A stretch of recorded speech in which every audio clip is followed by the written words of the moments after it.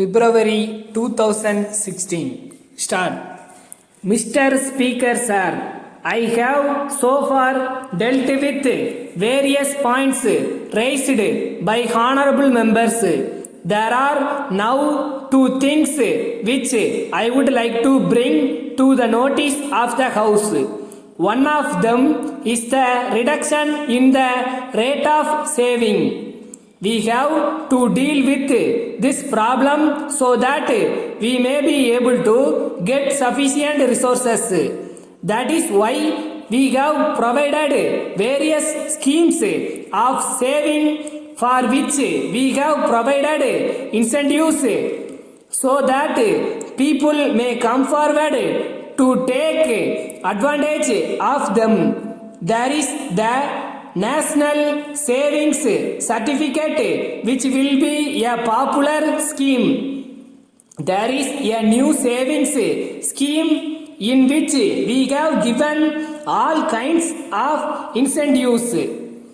Even in the case of those who have retired, we have made provision for giving them concessions under the Income Tax Act so that for their deposits they will not only get interest without tax but at the same time they will be able to get the principal amount after a particular period of time. I may inform the House that we propose to extend these concessions to the employees of the public sector undertakings also, that those who retire may be able to deposit their money and get the benefits of this scheme. Not only they but the government also will be benefited by these measures. I am sure honorable members will agree that if savings are not affected, it will affect our mobilization of resources. Another matter which was raised in the course of the debate is the balance of payments position. If the honorable members are interested, I have figures with me which will show that the position is not happy. Unless we take steps to improve the exports to the extent possible and reduce our imports, the balance of payments will not be happy. It is a matter of detail to which we will have to apply our mind and see that a solution is found.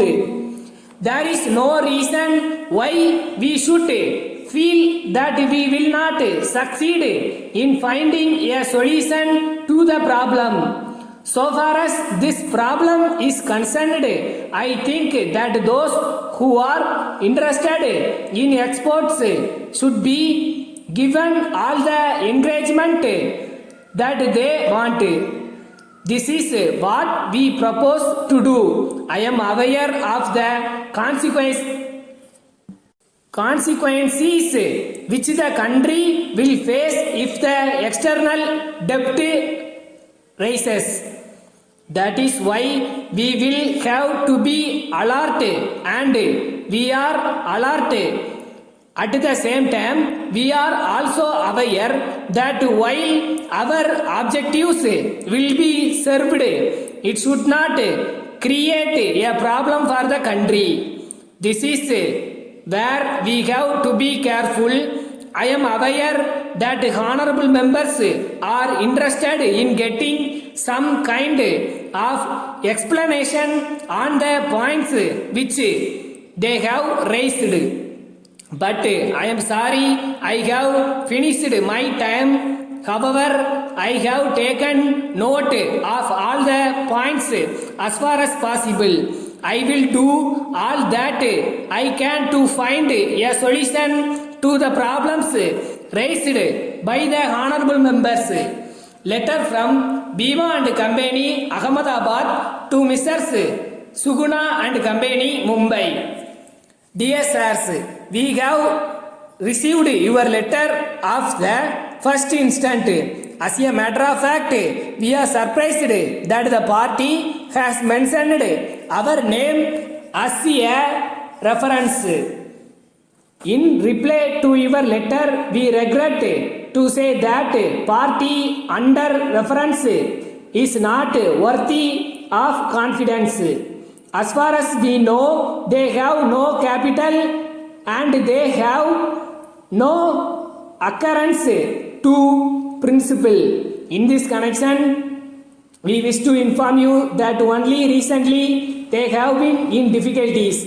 As far as we can assess, it is certain that sooner or later they will collapse.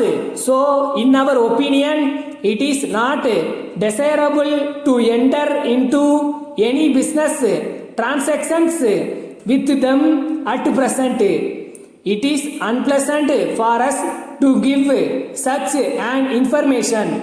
We are sorry that we have to give this information about the party. But as you have asked for it, we are compelled to tell the truth in order to give the correct information.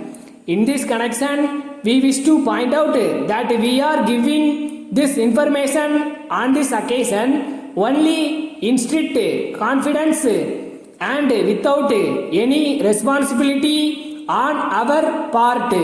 Yours faithfully. Stop.